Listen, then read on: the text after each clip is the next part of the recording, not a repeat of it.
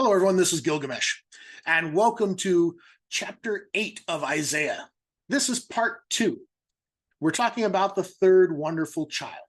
Let's get into it. This is Isaiah 8, picking up in verse 5, where we left off before. Now, what this is here from verse 5 over to verse 15, it seems like this is a different section of the chapter and may not be related to the wonderful child portion that was at the beginning of the chapter. Is maybe a separate prophecy that perhaps is related but given at a different time or place. Some have argued that verses 5 through 15 was either added later or displaced from somewhere else in the text and really shouldn't be included here, and that the part about Maher Shalal Hashbaz actually picks up again in verse 16. But in today's episode, we're just going to look at verses 5 through 15 to see what they say, because they're very interesting. The Lord spoke to me again, because this people has refused the waters of Shiloah that flow gently and melt over Rezin, the son of Remaliah.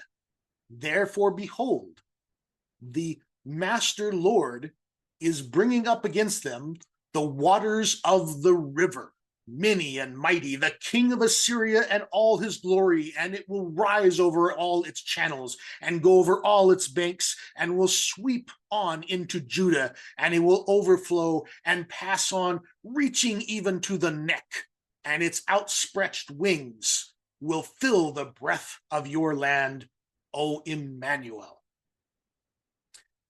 Very dramatic verse. Let's start by talking about the waters of Shiloah. The waters of Shiloah, some would incorrectly associate it with the pool of Siloam, which is in the south of the city.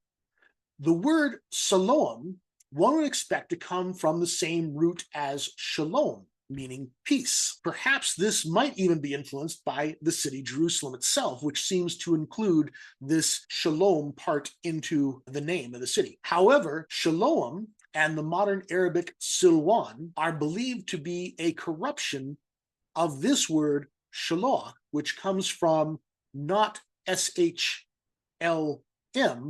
but S-H-L, there's no letter like het in English.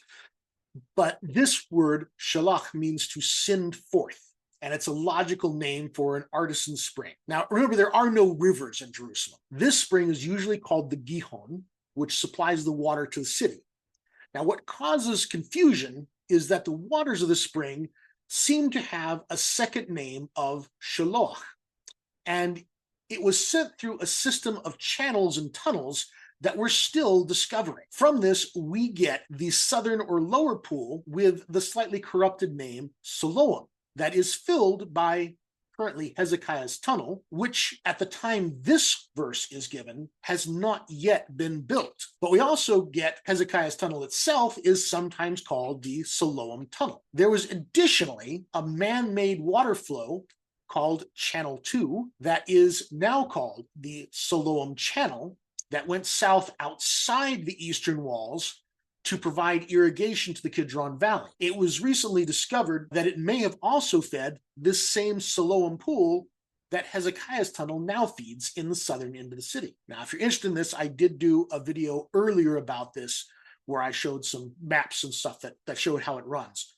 But based on the verse from 2 Chronicles 32:4, it looks like Hezekiah blocked this channel to avoid letting the Assyrians get access to the water, since it flowed outside the city walls. This is the waterway that is almost certainly meant by this verse. The important thing to take away here, though, is that they are rejecting the trust in God, which is compared to the waters of Siloah that run gently, and they're going to instead get the waters of the river.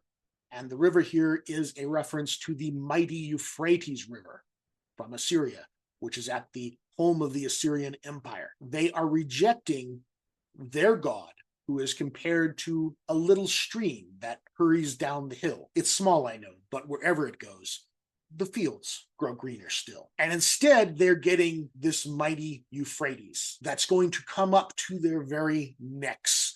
Its wings, its overflowing waters are going to fill out throughout the breadth of the land, O Emmanuel. Now let's talk about that they melt over Rezin and the son of Remaliah. The word here is sometimes translated as rejoice, that they rejoice over Rezin and the son of Remaliah.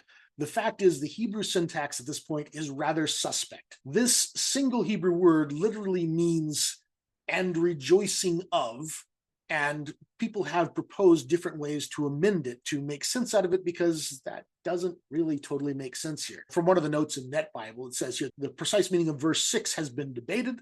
The translation above assumes that these people are the residents of Judah, and that Masos is an alternate form of Masos. Now, I don't know how to say this differently, but these are the two different roots, that there are letters that look different but are pronounced the same in Hebrew, and they're thinking that these letters were substituted for the others, and therefore it would be a different word that means to despair or to melt. In this case, verses 7 through 8 in their entirety announce God's disciplinary judgment on Judah. The question is, who are these people that are either rejoicing or melting? If these people refer to the people of the kingdom of Israel and Syria, then it would make sense for it to talk about joy.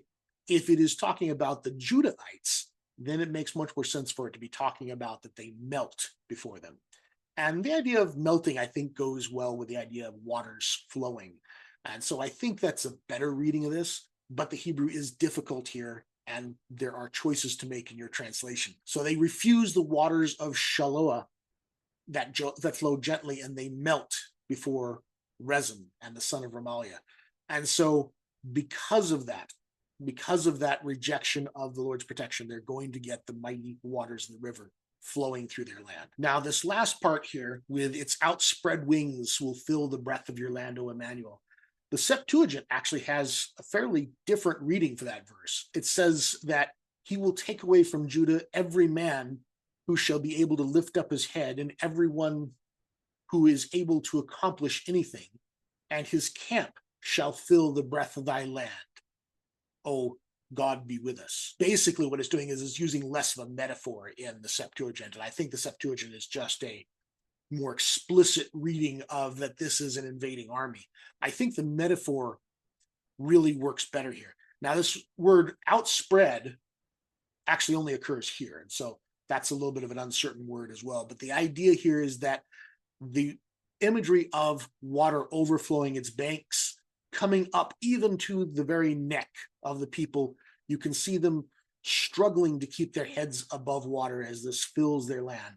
And interestingly enough, it is Emmanuel's land, giving the idea that Emmanuel, the second wonderful child, is actually perhaps the king that is in charge of this land, which would meet up with our previous speculation that it is actually Hezekiah. Now we have in verses 9 through 10 here, band together, you peoples, and be shattered.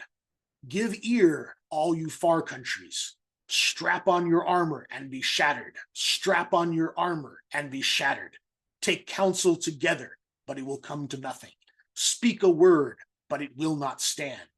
For God is with us. So in response to this water flowing through and bringing up to the very necks, we now have this response to this invading army. These people that are banding together and coming from all the far countries are strapping on their armor, but they're going to be shattered. They're going to take counsel together, but they're not going to be able to execute their plans. They're going to speak a word but not have it stand, because Emmanuel, these are the same words as the proper name.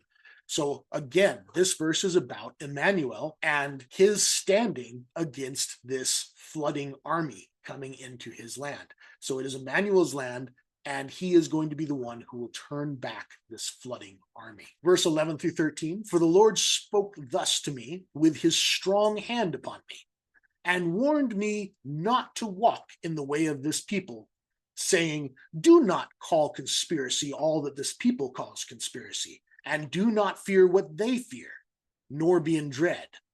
But the Lord of hosts, him you shall honor as holy. Let him be your fear. Let him be your dread. This phrase here, with his strong hand upon me. The Codex Leningratus and several other manuscripts appear to have a wrong letter here. And the better reading of this might be when he took me by the hand. But the idea here is that the Lord is speaking to him possibly taking him by the hand and then warning him. And what is he warning him? It says, warn me not to walk in the way of this people. The Dead Sea Scrolls actually has a slightly different wording here. It says, and he turned me from walking in the way of this people. So it sounds almost like Isaiah was of the same mindset of the people, but the Lord taking him by the hand here turned him out of that mindset. And the mindset here is, do not call conspiracy all this people calls conspiracy.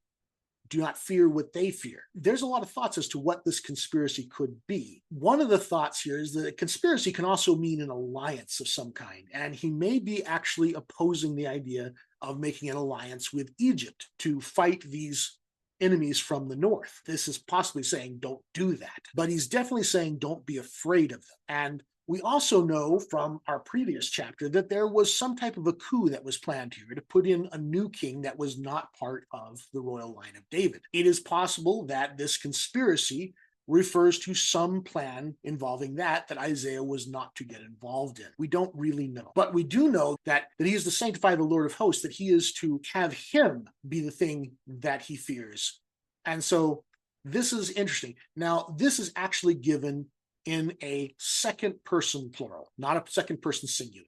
This indicates that it was not an instruction to Isaiah alone, but to a group of people. While Isaiah is being taken by the hand and turned away from walking this people, this seems to be a message that he is to give to all the people, that they are not to be involved in this conspiracy and they're not to fear, but that they are to fear the Lord. And he will become a sanctuary, a stone of offense, and a rock of stumbling to both houses of Israel, a trap and a snare to the inhabitants of Jerusalem.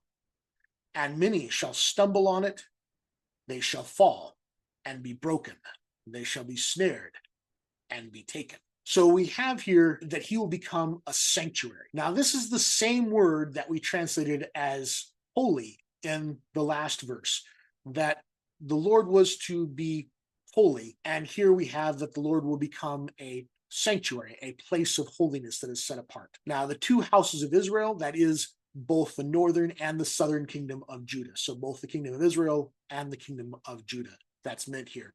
They are going to have a trap and a snare, which with the king of Assyria coming in, that this will be a painful thing for all of them. But they will fall and be broken and be snared and be taken is probably a reference to the deportation of the northern kingdom, and also probably to many in the southern kingdom as well, which while the southern kingdom did survive the invasion from Assyria, there were many that were taken before they were turned back.